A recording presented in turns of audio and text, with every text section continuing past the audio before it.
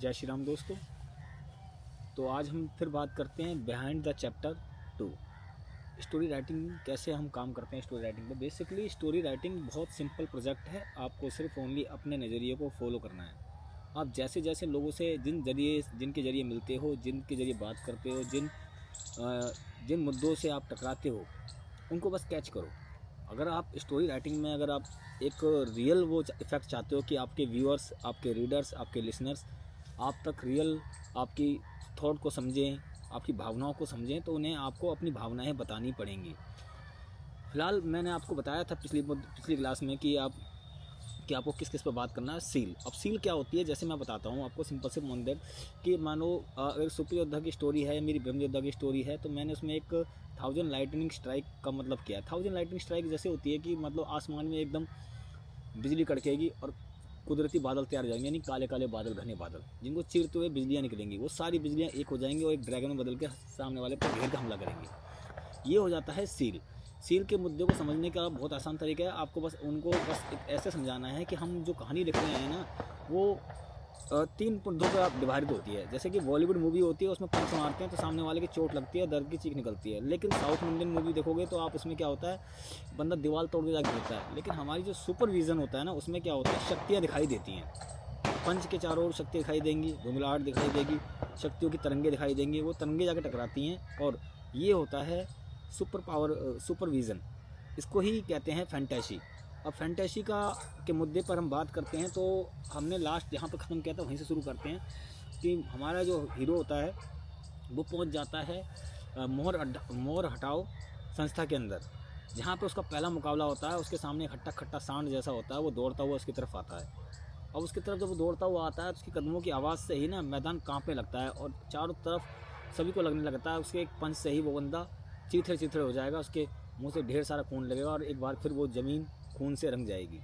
लेकिन ऐसा नहीं होता। आसपास चारों तरफ सब जगह शोर हो रहा था, मारो मारो मारो मारो, ख़त्म कर दो, फाड़ के रख दो, चीर के रख दो। लेकिन वो लड़का वैसे ही खड़ा रहता है, वो अपनी कदमों को देख रहा होता है। उसके कदम जैसे जैसे उसके नज़दीक आ रहे होते हैं, वो हल्का सा मूव करता है। जैसे ही पंच उसकी तरफ बढ़ रहा था हवा को चीर के, वो अगले पल पंच को पकड़ता है, उसको मोड़ता है और अपने पैर को उठाता है। जैसे ही वो अपने पैर को उठाता है, उसके पैर में शक्तियों की धुंधलाहट दिखाई देती है। हवा के खिंचाव से कुदरती शक्तियाँ खींचते हुए उसके पैर में जमा होती है और वो उसके सीने पर मारता है। जैसे ही वो उसकी लात उसके सामने हट्टे कट्टे सांड के सीने पर लगती है, अगले पल उस योद्धा के चेहरे का रंग ही उड़ जाता है और उसका चेहरा पीला पड़ जाता है।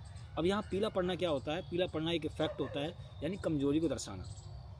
तो ये हम इस तरह से दिखाते हैं, पीला पड़ता है और अगले पल उसके मुंह से खून का फुहार निकलता है और वो उड़ता हुआ जाके दूर दीवार से टकराता है। सभी की नज़रें ये सब इतनी तेज़ी से होता है कि किसी को पता नहीं चलता।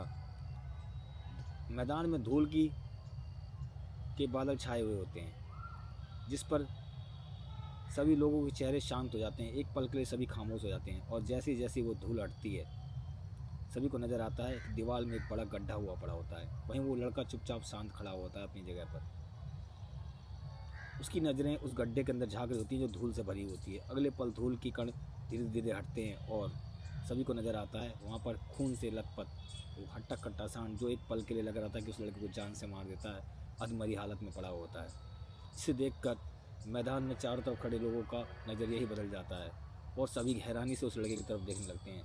उन्हें समझ नहीं आ रहा था उस दुबले पतले 12 साल के लड़के ने ऐसा क्या कर दिया, ऐसा कौन सा हमला किया कि एक हट्टा कंडा जिसका वजन 150 किलो से ज़्यादा होगा, उसकी हाइट 8 फुट से ज़्यादा होगी, वो दूर जाके गिरा।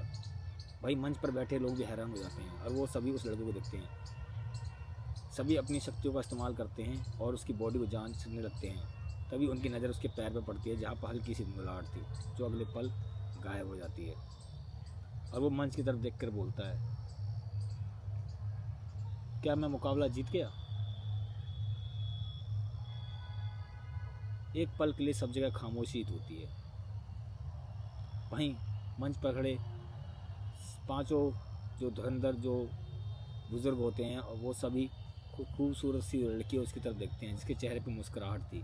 वो औरत गंभीर नज़रों से कहती है, तुम मुकाबला जीत गए हो, लेकिन अभी ये खेल शुरू हुआ है। इतना कहते ही मैदान के में बने हुए चारों दरवाजे खुलते हैं और उनमें से 4 और योद्धा बाहर आते हैं। लेकिन वो योद्धा कोई आम योद्धा नहीं थे। उनकी आंखें काली थीं, उनके मुंह, उनका दांत, उनका हुलिया देखकर कोई नहीं कह सकता था कि वो इंसान थे। असल में वो इंसान नहीं, वो नरभक्षी थे, एक नरभक्षी दैत्य जो कच्चा मांस खाकर आगे बढ़ता है। इस तरह से आप अपनी कहानी को चेंज कर सकते हो, एक पल में माहौल बदल सकते हो, और आप चाहो तो यहीं पर रोक सकते हो, लेकिन आगे भी बढ़ सकते हो। तभी वो भीड़ में से एक कहते हैं योद्धा चिल्ला कर कहता है, अब आएगा मज़ा। ये चारों तो नरभक्षी हैं,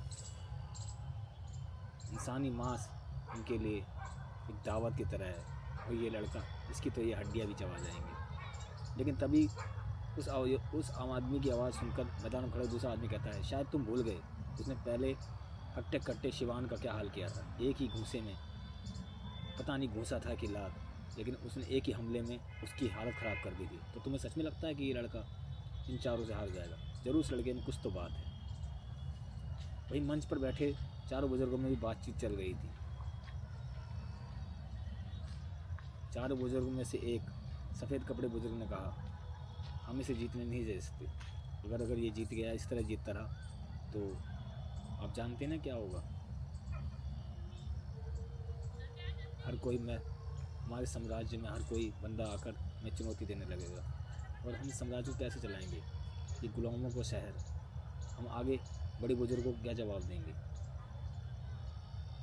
वहीं सभी की नज़रें बीच वाली कुर्सी पर बैठी उस खूबसूरत औरत पर थी, जिसने गंभीर होकर कहा, लेकिन नियम तो साफ है ना, एक का सामना एक ही करेगा।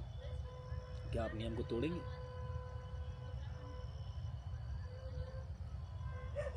पता नहीं क्यों उस औरत की बात सुनकर दूसरे बुजुर्ग ने कहा, तो आपको अब इस लड़के से हमदर्दी होने लगी? कहीं आपका दिल तो नहीं आ गया इस लड़के पर?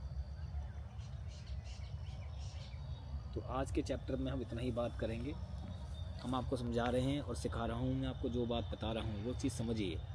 मैं ये मनगढ़ंत कहानियाँ बना रहा हूँ और मनगढ़ंत कहानियों में आपको समझा रहा हूँ तरीके से, किस तरीके से आप नज़रिया चेंज करते हैं। कल मैं आपको दिखाऊंगा कि कहानी में जैसे जश्न या पार्टी को कैसे लेते हैं, और वहाँ पर मैं आपको बात करूँगा इंद्रियों पर, इंद्रियों के बारे में समझाऊँगा। तो कल की जो चैप्टर 3 की क्लास होगी वो आप अपॉइंट करना, और लाइक, सब्सक्राइब, कमेंट करना वो आपके हाथ में है। धन्यवाद। जय श्री राम। आज के लिए इतना ही। आप बने रहे इस वीडियो के साथ। शुक्रिया। अगर आपको कुछ समझ में आया हो, कुछ समझ में नहीं आया हो, तो आप मुझसे पूछ सकते हैं, क्वेश्चन छोड़ सकते हैं। मैं उसका जवाब मैं आपको शॉर्ट्स में देता रहूँगा। बाकी आपकी मर्ज़ी है। अजीत कुमार बस यही चाहता है कि भाई आप सभी लोग जैसे मैं कमा रहा हूँ अपने 30K की जर्नी को 3,300K तक पहुँचा हूँ मैं, उस जर्नी के साथ आप भी आगे पहुँचें और सीखें। जय श्री राम।